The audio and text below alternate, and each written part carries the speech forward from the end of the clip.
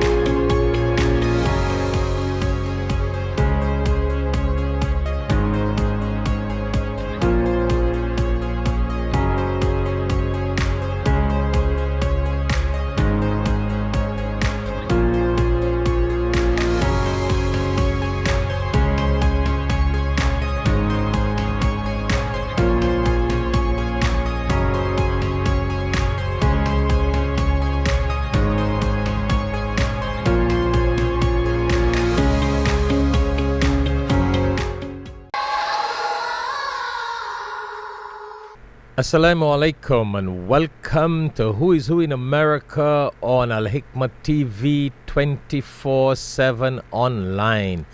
Today we are very fortunate to have with us a very well-known and very prominent doctor here in South Florida. He's no less a person than Dr. David Manela. Welcome, Dr. David, to the show. Thank you. It's a real honor and pleasure to be here. It's our pleasure to have you. And for our audience out there, Dr. Manela is a cardiologist with a very, very interesting background. So I don't want to spoil his background or do any shortcomings to his biography and his background, etc., and experience. So Dr. David, it will be a pleasure for you to tell our audience. You know, we got people from all over the world, all over the globe who tune into this show. So could you share with our viewers, you know, your background and organizations that you would have worked with, institutions, and where you are presently, etc.? Sure, it's my pleasure. I was born and raised in Los Angeles, California, and made best of the institutions there, such as University of the California, Los Angeles, UCLA. And I spent my time studying biology, molecular biology, and the sciences there and doing my undergraduate studies. And from there, I was able to graduate at the young age of 19 and therefore able to start a career in medicine.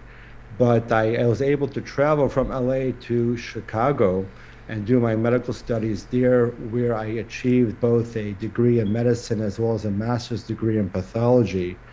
I spent my first few years of residency, which is training in internal medicine, at the facilities and hospitals in Chicago, at both the county hospitals in central Chicago and some of the suburban hospitals.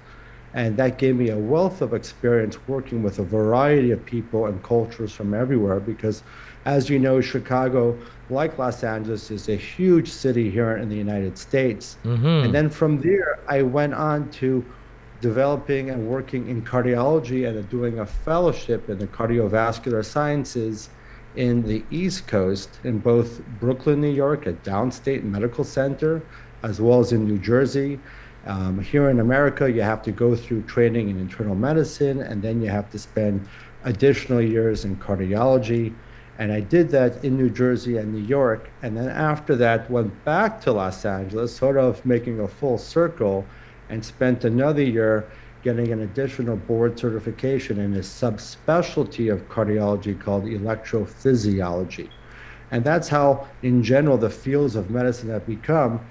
Medicine is not just some broad-based idea. It's become so specialized simply because of all the great therapies and interventions that we can now do.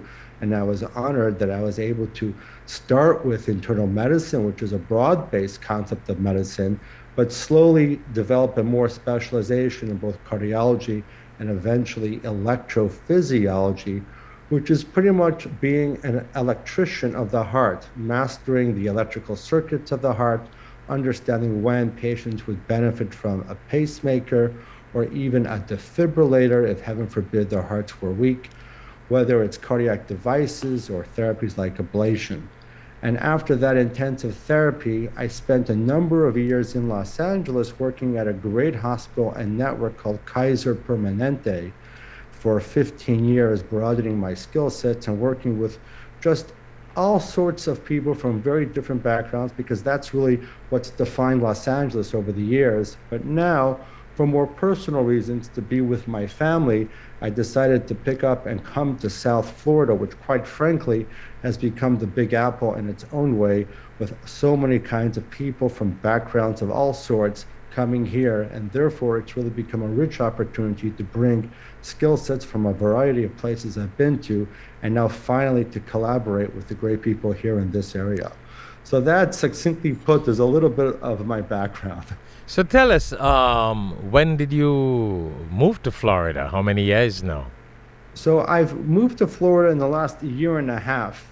And Okay. in the first maybe 10, 12 months, we've been working towards putting together a very unique, beautiful product of medicine. I've built, pretty much a center that focuses on both internal medicine, primary care, as well as cardiology and diagnostic studies in an independent practice. Today, there's a lot of institutional medicine where you get your care from the very large networks that exist, but it's been my dream to really build independently a practice where if you came to the practice, you get a non-biased, independent opinion and care. It takes time. You have to work against what's out there, and you have to develop your own stronghold in terms of what's important. And despite the strong competition, you want to build a practice and a set of resources that can easily compete with what's out there and make it that patients would want to come to you and feel it's a privilege to come to you. If you don't get someone who's excited to come and enjoy what you have to offer, you're not going to win. Any kind of good relationship as physician-patient first starts with a good personal relationship, and making a center where I engage people on a personal level is the first step to offering them great health. So when you say independent practice, what do you mean? Your own private practice, your own clinic, Yeah, your own, what is it's that? a great question. Today, speaking in the vernacular of independent is almost something of days before, not today. Today, there aren't too many independent practices. Most of the local hospitals now provide their own satellite offices where the doctors are employed and on staff with the hospitals. And that's how people are engaging their health. They're coming to doctors employed by hospitals. And while it's great for the hospital networks because they can easily expand the scope of where they can see patients and how they can get them to their hospitals, it's not really that great for patients. As a patient or a prospective patient, you want to be able to see your doctor who's entirely independent and does not answer to any particular hospital entity. This way, any recommendation he gives is something that comes from a truly unbiased place. And today, medicine is so interlaid with finances and money and other things. You see that in any industry. You definitely want to be unbiased as much as possible. That translates to better care. And today, because of forces that are out there, it's hard for physicians to be independent. It's easier to simply work for those greater organizations. And that's where I see myself to be distinctive. So that is interesting, and that will make this a very interesting conversation, because now you are not just dominated by the institution or the hospital. So therefore, what you're saying is that you got your own private office and your own private clinic. Am I correct? Yes, private office, private center, and clinic, one in which you don't just get the privilege of speaking to a doctor about what your issues are, but one in which we provide also diagnostic testing, a one-stop shop. Okay, name and where is this clinic? So our office and clinic is located in Aventura, Florida, which is strategic because it gives ample reach to all the areas in the South Florida area. Aventura is pretty much 20 minutes away from Miami Beach, from Hollywood, from Pembroke Pines, Fort Lauderdale. It gives ample reach so that patients from all over can have the choice to come to our center. Beautiful. And do you accept international patients? The reason for me asking that is because our program is broadcasted in different countries all over the world, and people may listen to this and may want to visit Miami and may want to visit you to get your opinion and your recommendation, especially because your advice will not based on a hospital insurance and money. When I say hospital insurance and money, you know what I'm talking about. I'm talking about the fact that there are a lot of doctors who are forced to make a decision for the patient or patients based on what the hospital administration directs them to do. Am I correct there? You're absolutely correct. There are so many powerful forces that dominate the landscape of medicine here in America that for one to think that if they come to America, they're naturally going to get exquisite care, it's a very limited scope of vision. And it's the independence that one should seek. So there's no question that's really what we've built here, an independent practice, one in which we utilize everything that the American healthcare system has, but we use it to our advantage. Wonderful. That brings me to a very interesting question. And my reason for this is so that our audience can benefit. And I really enjoy talking to you as an independent doctor, because the advice that you will give will be so much more beneficial, educational, and professional. Nowadays, I mean, as a cardiologist, and you being a cardiologist, nowadays I have heard, and I'm not no doctor, so I'm going on what I have heard, so you got to correct me and correct the misconception out there. Sometimes people are told to do an open heart surgery. And then I have heard on other ends that many a times hospitals will encourage you to do an open heart surgery because it's a lot of money, it's a lot of business for the hospital. The doctors have no choice. They work with the hospitals, so they got to do it. But they also know that they don't have to do an open heart surgery in some cases. They can find other, other methods to be able to solve the issue. Tell us about that, Doc. So I'm really happy you brought that for a topic of discussion, because that's actually very prominent in cardiology. When we discuss the disease called coronary disease, which means blockages in the blood vessels of the heart, the tendency for sure in hospital settings is to be aggressive with the interventions. The interventions can be open heart surgery, or what we call cardiac catheterization, where we put in stents in those blockages to open them up. It could be one stent, multiple stents. So yes, there are lots of procedures and surgery that the hospitals like to employ. It's very rich in the financial incentives.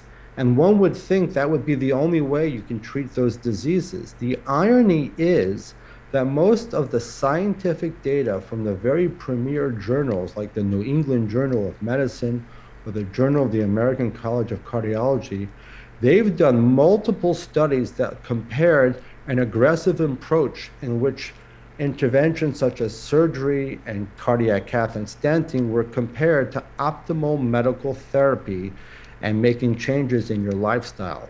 And for the most part, in the setting of other things being equal, a conservative approach is just as effective as intervention. So ask me why interventions are so heavily utilized in a hospital setting for two reasons. There's no question that's what drives the gears of a hospital. If you utilize their OR and cardiac cath, it pays for their nurses, it pays for their staff. If those resources aren't being utilized, the hospital perhaps may not make money, but that's a stretch, and it's not fair to simply say the hospital is doing that. You've got great doctors who are involved in the decision process, but it becomes the responsibility of the doctor and hospital to really tell the patient that you don't have to resort to intervention, and you can do things a little bit more, not harder, but takes a little bit more responsibility when we talk about a lifestyle change, or to take the medication and follow up with your doctor more regularly, and you'll get the same results. But because of convenience, and because you can simply put in a stent or just do the intervention or surgery now, often patients will simply opt for what's more convenient. And in these hospitals, when there's also a financial incentive, put the financial incentive and the convenience, you can imagine where the tendency tends to go, instead of taking a little bit more time to impart to the patient that with a little bit of hard work and a better relationship with your doctor outside of the hospital, you can typically achieve the same results. So there's no question that as a result, interventions are done. And here's the problem. For as convenient as it is to get that intervention and the symptoms of chest pain are gone immediately, however, penny wise, dollar foolish, because subsequent to the intervention, there's now a responsibility of being on blood thinners. And blood thinners can put a patient at an incredible amount of danger if they have to undergo other procedures or simply the issue of bleeding. So for as much as there's convenience up front, and for as much as the hospitals are there to have a financial incentive, ultimately these patients are now dependent on blood thinners, which opens up a whole host of other complications. So the take-home message is that if the doctor or the treating team can spend more time with the patient and tell them that though it's not instantaneous, ultimately a conservative approach could give them the exact same results. That is so very interesting, Dr. David. Listen, it is so sad that a lot of people out there, unfortunately, they just get cut open. You have that to deal with, the surgery, the healing of the whole cut. But I'll tell you something. It's a function and a reflection of the overall medical system not really doing what it's supposed to. You see, if patients had more faith in their doctor, as opposed to this blind faith in the surgery and intervention, it would make it easier for patients to choose the conservative route and to work with their doctor in terms of changing their lifestyle and utilizing the medication. But for the most part, doctors are not doing a good enough job in making sure that their patients have that kind of faith in them, in their physician. They see the physician for maybe 15 minutes because most physicians who are employed by a hospital or reimbursed by typical insurance models are not given enough time to really create and craft a personal, intimate experience with the patient. Thus, the patient walks away from the office visit without that developed faith in their doctor, and that's why the patients tend to just take the easier route of intervention and surgery. So what we're discussing really reflects a greater need and issue where patients need to have a better, deeper relationship with their doctor.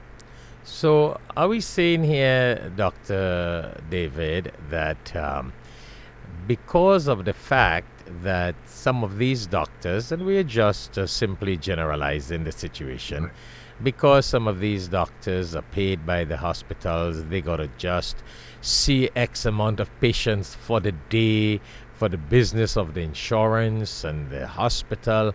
Hence, they do not spend enough time to develop that relationship with the patient or their patients, where the patients can benefit more from the medical advice from the doctor, as opposed to just being, for financial benefit of the insurance. Absolutely. Because let me explain. You know what's involved in a discussion in which you really highlight the lifestyle that's necessary for being heart healthy and longevity and living well? You have to have a discussion of blood sugar metabolism, fasting blood sugars, peak blood sugars that develop after a meal. You have to have a discussion about circadian rhythms, biological clocks, and when you're supposed to go to sleep, a discussion of antioxidants and when they're released at night, the behaviors you shouldn't be doing at night that make the brain body confused. You have to have a discussion of nutrition, omega-3s and omega-6s, and the balance between those two kinds of lipid metabolites. There are so many things to discuss, and then to determine if the patient's following through or what to do to help the patient. How can you squeeze all of that in 15 minutes? The system just doesn't allow it. And then if the doctors are expected to collaborate with social workers and nutritionists to help the patients get in line, that doesn't happen. If you expect the patient to see a variety of people to get their care together, patients are busy, they have family, they have jobs. The most they'll make time for is to come see their doctor. They're not going to make too much time to see a whole host of other resources. And sometimes the hospitals and the insurances, what they do is they understand the doctors only have 15 minutes, and they throw back the responsibility towards the patients and say, hey, make an appointment with all these variety of other people. They don't realize patients don't have that much time. They'd rather get the best bang for their buck. They'd rather hear it all from their doctor, and they would really appreciate if their doctor gave them a little bit more time and a little bit more frequent follow-up to discuss these different elements that really create a heart-healthy lifestyle. That's the problem, or that's what really needs to be rectified, and it takes more time and resources. That is so sad. That is so sad. As you speak about that, Dr. David, it makes me... it gives me that impression that some doctors treat patients like a car wash drive-through.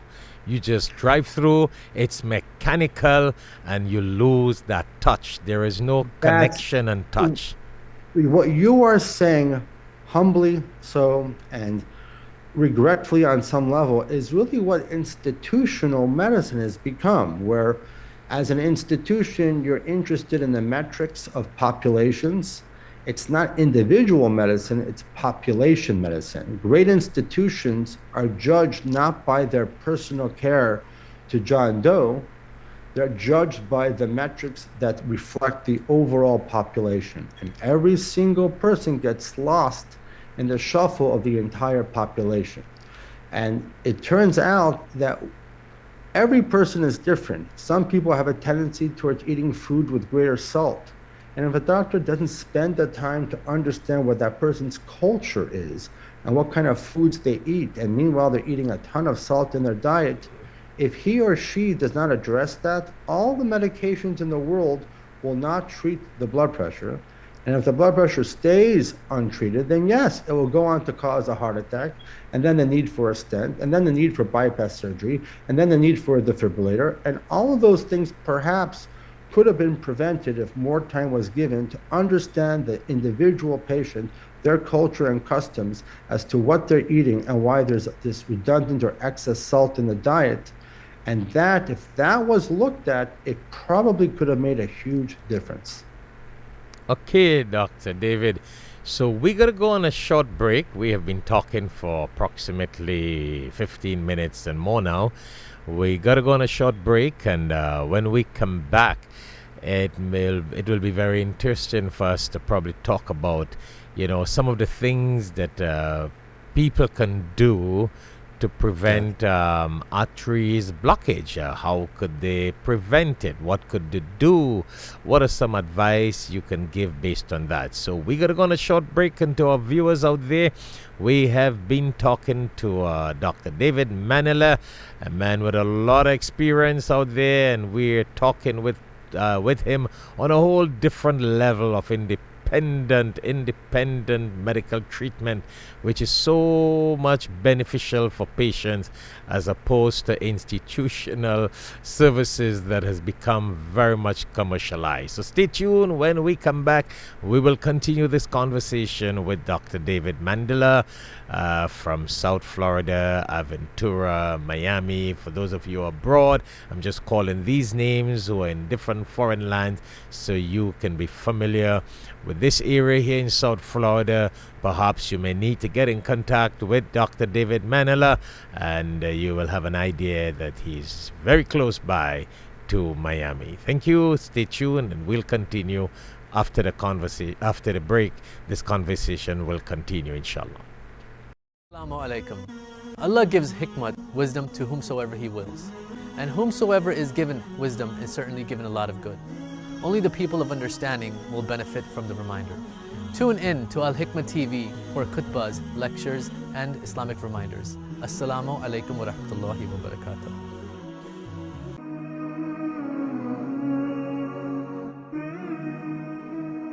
In the Quran, in chapter 5, verse 67, Allah tells the Prophet sallallahu alaihi wasallam, Bismillahir Rahmanir Rahim, Ya ayyuhar Rasul, balligh ma unzila ilayka min rabbik, wa illam taf'al, fama balagta risalatahu.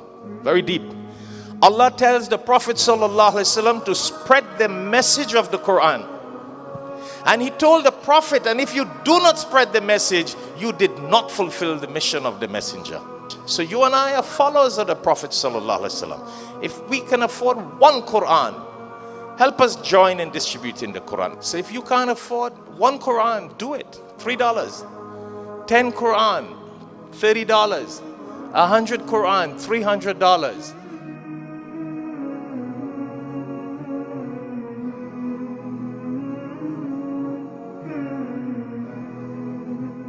Who is Who in America on Alhikmat TV 24/7 online. We are talking to Dr. David Manela, who is a well-experienced cardiologist and doctor, all-round plus specialist when it comes to the heart. So stay tuned as we continue this conversation with Dr. David Manela. So, Dr. David, we had a very interesting conversation before we went on the break.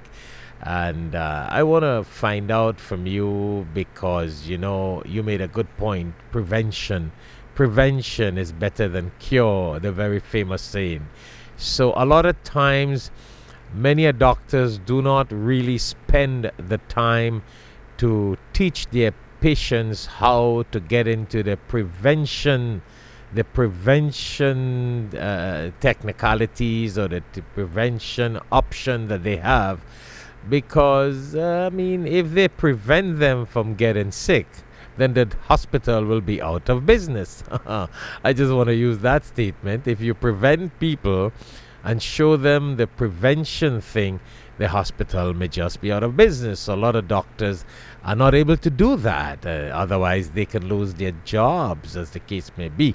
So could you share with our viewers, what are some of the things that someone can do to have a healthier heart, to prevent arteries, blockage, etc.? You know, there's no question, today, ironically, modern science is actually now finally understanding that it's all about prevention. When I went to medical school, which I don't want to reflect my age, but it was greater than 20 years ago, 25 years ago, there really weren't any courses on prevention. It was all about treating the active disease. But it turns out that we do have the propensity and the ability to live to a ripe old age.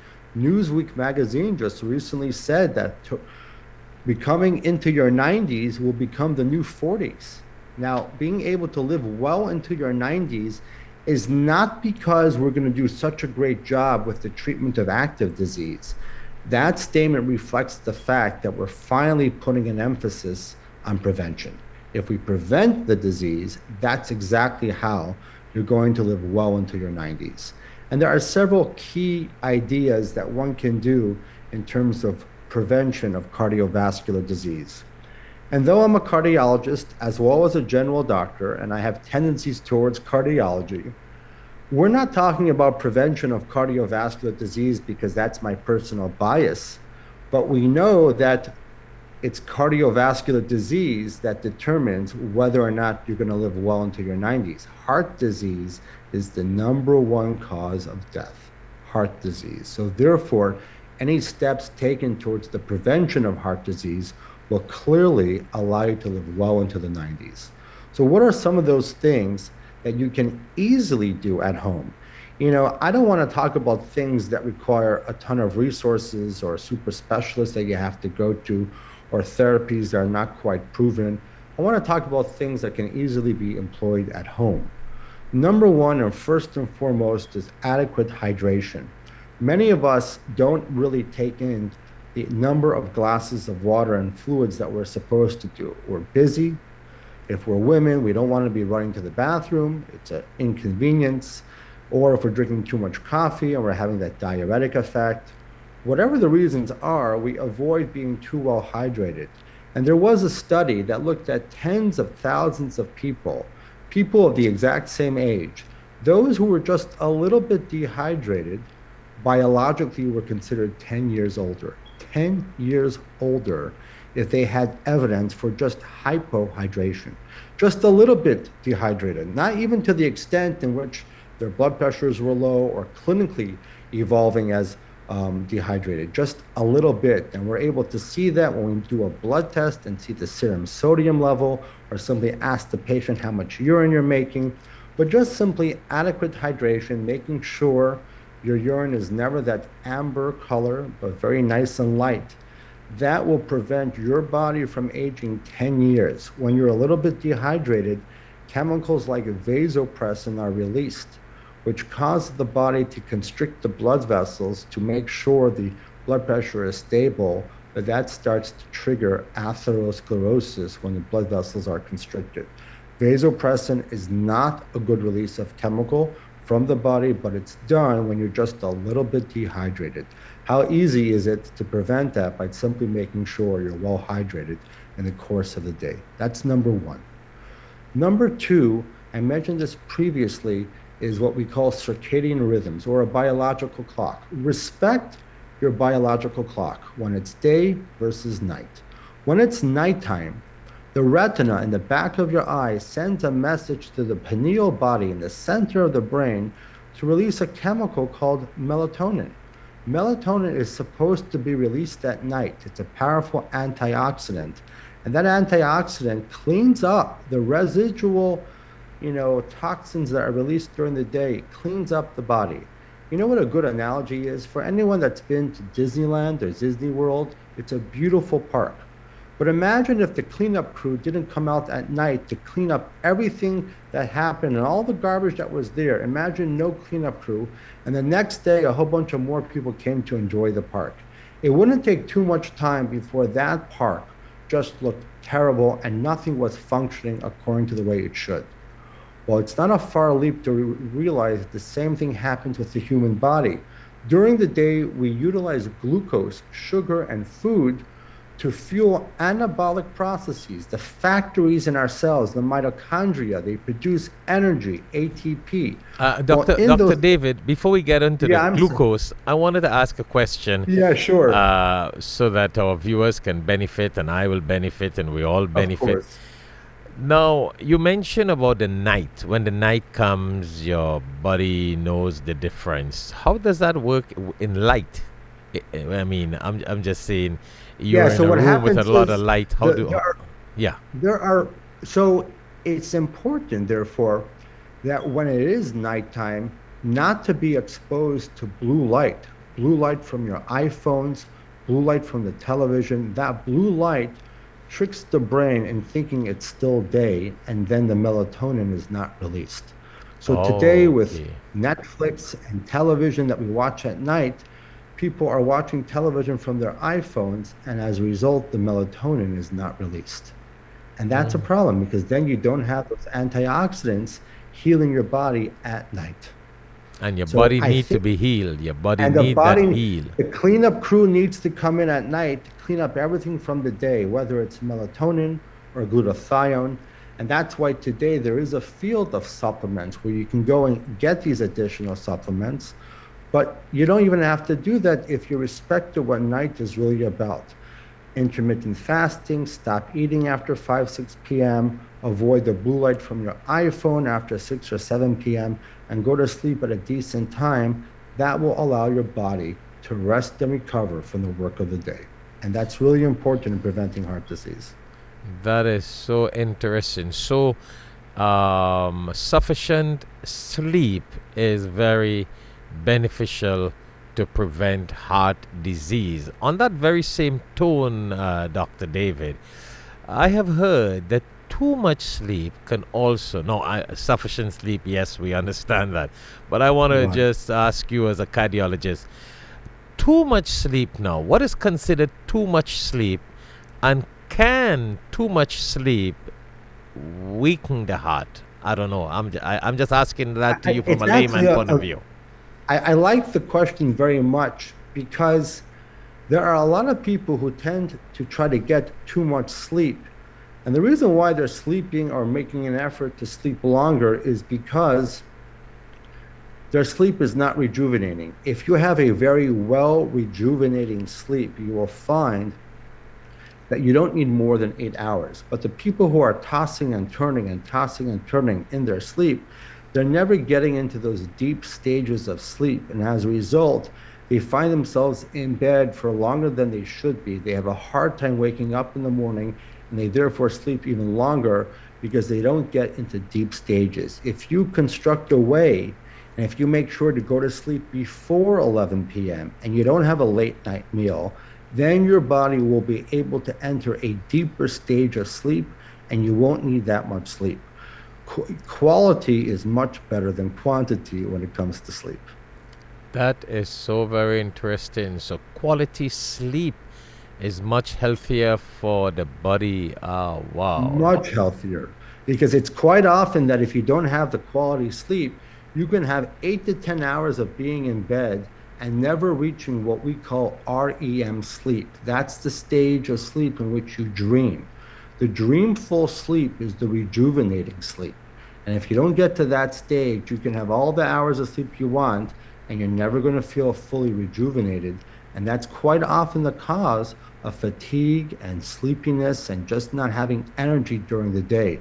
Often patients will think they're having a heart problem when in reality it's their sleep hygiene that needs to be rectified.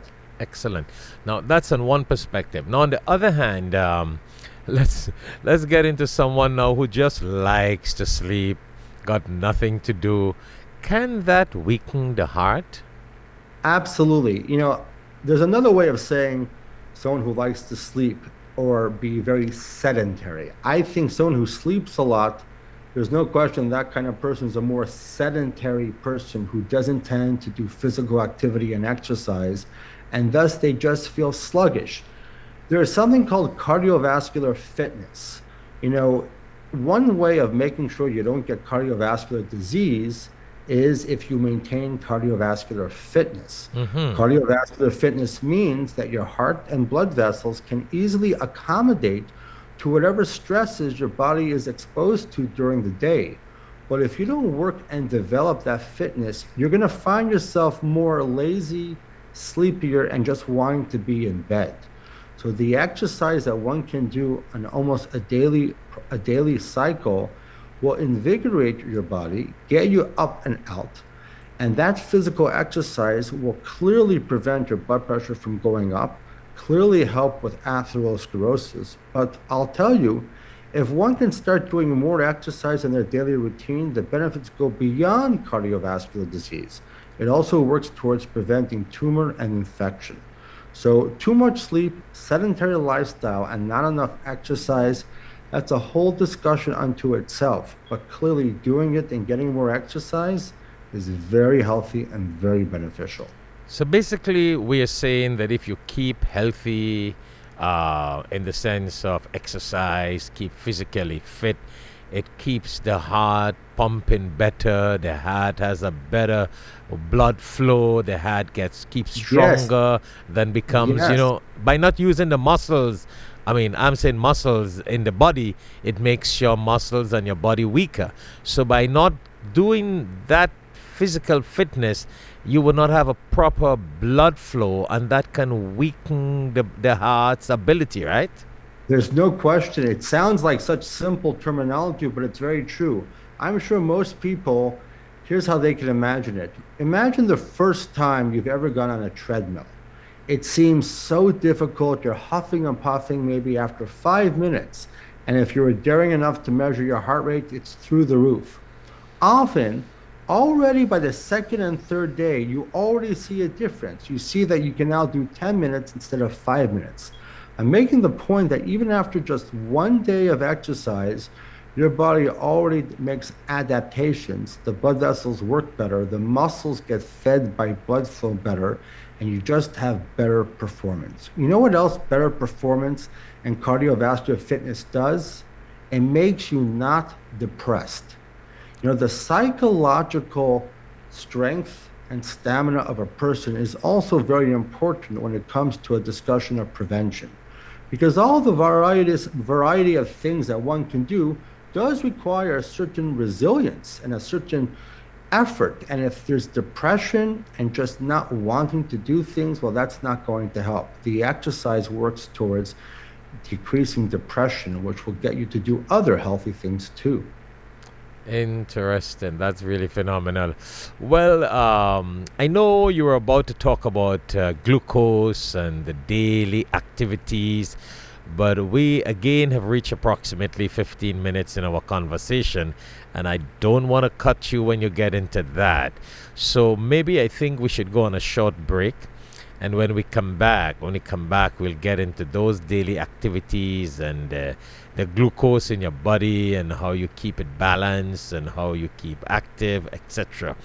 So once more to our viewers out there, we have been talking to Dr. David Manela from what is called Manela Cardiology. His clinic is called Manela Cardiology in Aventura, South Florida.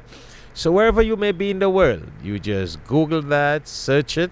You will get to know more about Dr. David Manela. He's an independent doctor, which means a lot. You will get professional. You will get true and honest advice when it comes to health and your well-being, as opposed to some doctors out there, and we're seeing some, who are forced to make a decision or give you an advice based on the institution and the hospital that they work for. So stay tuned. When we come back, we'll continue this conversation with Dr. David Manela. Inshallah. Assalamu alaikum. Allah gives hikmat, wisdom, to whomsoever He wills. And whomsoever is given wisdom is certainly given a lot of good. Only the people of understanding will benefit from the reminder. Tune in to Alhikmat TV for khutbahs, lectures, and Islamic reminders. Assalamu alaikum wa rahmatullahi wa barakatuh.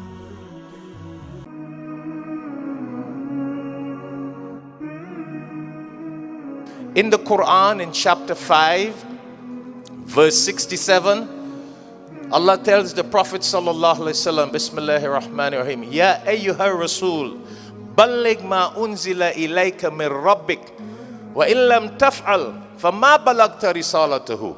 Very deep. Allah tells the Prophet sallallahu alaihi wasallam to spread the message of the Quran. And he told the Prophet, and if you do not spread the message, you did not fulfill the mission of the messenger. So you and I are followers of the Prophet sallallahu alaihi wasallam. If we can afford one Quran, help us join in distributing the Quran. So if you can't afford one Quran, do it. $3. 10 Quran, $30. 100 Quran, $300.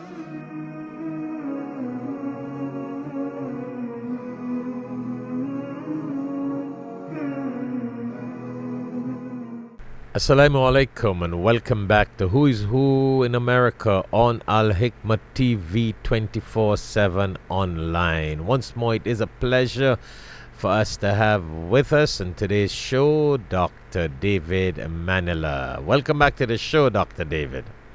Thank you. It's a real honor to be here. Thank you. Thank you. So we have been discussing the heart and the whole sleep procedure and the benefits the body, how the sleep benefits the body, etc., and a healthier heart. We were about to get into the conversation about glucose and the day. You were about to speak about that, and then we went on a different conversation. So could you continue that that Sure, discussion? and I'll try to be brief, but just to bring out the main highlighted idea. During the day, the body enjoys the use of glucose. Glucose runs the factories. The factories in your body are the mitochondria that produce the energy units called ATP. And all that energy allows you to go to work, deal with your family, and all the challenges that you have to deal with in the course of the day. But at the end of the day, in the process of making energy, there are toxins that are released, residue, almost like the garbage you would see in Disneyland that develops in the course of the day. And that residue needs to be cleaned up. And if it isn't, and if it develops in the course of one's lifetime excessively, it is one of the biggest reasons why some people live only to 68 and others live to 98. The development of radical oxygen species and toxins every day, and if they're not cleaned up at night, is one of the most important factors for why some people live long lives and others don't. And the way in which your body cleans up is by the release of antioxidants that happen at night. Nighttime is a holy time. It's a time when antioxidants get released, clean things up. It's a time when other hormones like cortisol or norepinephrine should not be released. It's a time when only the cleaning crew should be around. But the problem is when you don't respect day and night, and at night, instead of sleeping, you're eating and watching television and getting into fights and doing other things. If I were to measure things in your blood, I would see that there's no melatonin. I would see that glutathione is non-existent. And I would see that cortisol and norepinephrine are rising very high, and yet it's nighttime. And you may think nothing of it, but over 25 years, that's exactly what's going to lead to cardiovascular disease. That's what we mean when we talk about a biological clock. Appreciate and respect the differences that your body needs between day and night. That is so important because, unfortunately, we live in a world, we live in a time where the night, where all of that gets blurred. Yes, where sometimes we're stuck to do night jobs. Sometimes we push things off until the night, or we watch television late at night with some cold pizza. And in my humble opinion, the reason why people know this intuitively that they shouldn't, but because there's no side effect or adverse effect the next day, that's often the reason why we just keep on doing it. And it takes a doctor or a medical office to have that kind of discussion and to start educating people on what they think are benign behaviors, and to start telling them, if you keep on doing this over 20 years, you'll then suffer the consequences. Discussions have to now start taking place where what seems to be benign behaviors, because nothing happens a day later or a week later, it's about what happens 20 years later. So the point here is if doctors don't advise their patients and recommend to them this whole procedure of proper eating and proper sleeping and regulation of their jobs or their duties so they can have a healthier body, then this is what will lead to just treating diseases as opposed to preventing diseases. And the message starts to get blurred. There's a very, very popular industry today, and that's the vitamin and supplement industry. And it's so confusing for most. People wonder, is it legitimate or not? And the answer is, to some extent, it is legitimate, and it ties into our discussion. if you're not living that balanced lifestyle and you're not getting your healthy balance of vitamins and supplements through your diet and the things that you do, then there's no question you need to supplement. Right. If you're doing everything correctly, then you don't. If you are enjoying a Mediterranean diet, you don't have to supplement anything at all. But if you're having Cheez-Its and licorice and processed foods and not respecting the healthy distribution of bacteria in your gut, and you're not doing any of those things correctly, then vitamins, then supplements, then probiotics are all very important. So that kind of discussion also needs to take place, and one can't assume that every patient is doing all that correctly. And these are some of the things that doctors need to tell their patients. Unfortunately, the doctor only speaks about how to treat the disease, and we are not in the prevention situation. But Dr. David, you mentioned something about Mediterranean diet. That is really interesting. I love that. And I love what you said. Could you share a little bit with our viewers? I mean, it may be off track, but I think eating is very important. Of some of those healthy foods that people should eat, and by eating that, they don't even need supplements. Supplements speaks for itself. Because you lack certain things, you need supplements.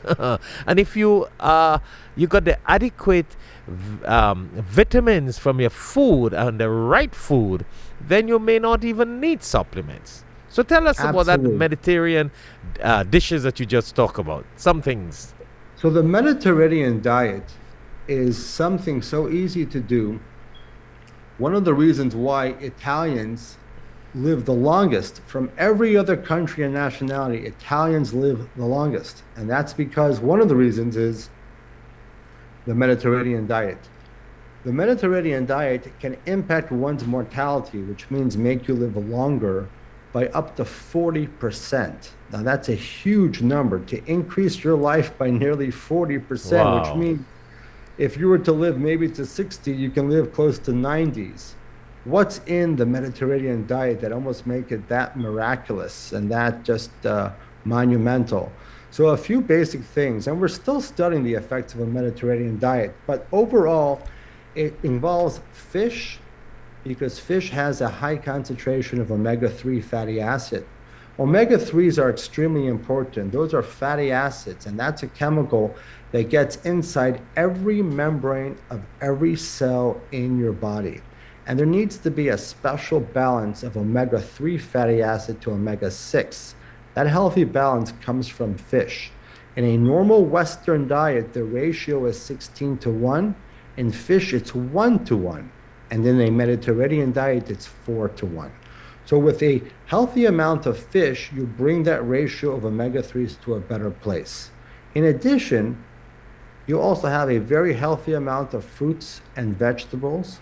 In addition, you have red wine. Red wine has its antioxidants as well as fibrinogen and other healing factors. You have it 1 glass of wine a day. Wine in moderation is very beneficial. When it's excessive, it actually still has a cardiovascular benefit, but it causes cirrhosis. So you want it in moderation.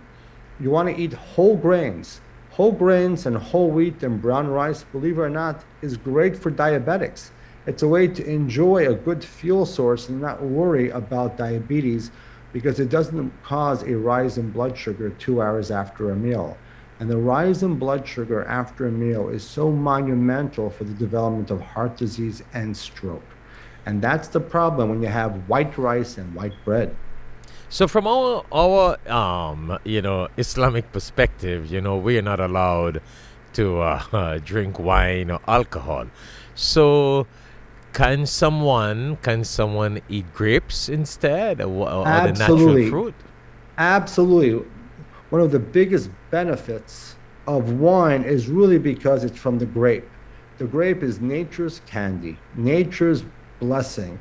It's packed with so many rejuvenating factors that the grape alone is great in moderation, and it can be a healthy exchange for wine, absolutely. So people should eat a couple grapes every day. That would be very healthy.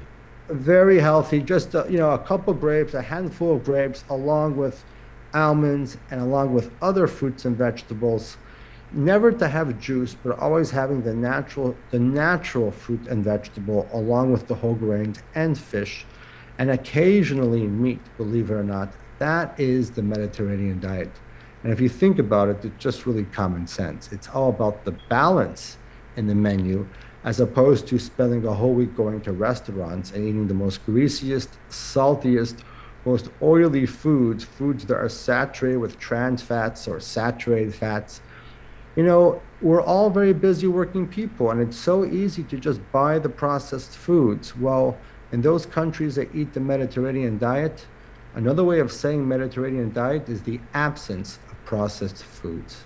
The Mediterranean diet. Wow, that is interesting. Well, Dr. David Manela, we have been talking for approximately 45 minutes now. Wow, what a healthy conversation. What a beneficial advice you have given to our viewers worldwide on the heart and the sleep and the eat. And listen, that's really beneficial. And I think that people need to speak to you. People need to get your advice. People need to consult you. And it will be really, really, really beneficial for people to contact you and talk to you and get that special, honest advice that you will give to, and I don't even want to say patients, people, before they become patients. Exactly. Before they become patients. You know what I'm saying? It's really important for everyone out there. Find a physician that espouses and discusses the things that I'm discussing with you. You need to make that investment now before disease actually happens. If you think about coming to my practice, we're very receptive, very warm, very affordable, or wherever you may go, but make sure it's an independent practice. Make sure it's a physician that can take ample amount of time to really understand who you are and craft a lifestyle that will suit your best. Okay, so let's hear it from you directly as we conclude the program. We just got a couple of seconds to conclude. Could you share with our viewers, live and direct, if they want to contact you, how do they contact you and what do they do? So we're located in Aventura, Florida. We're Manela Cardiology.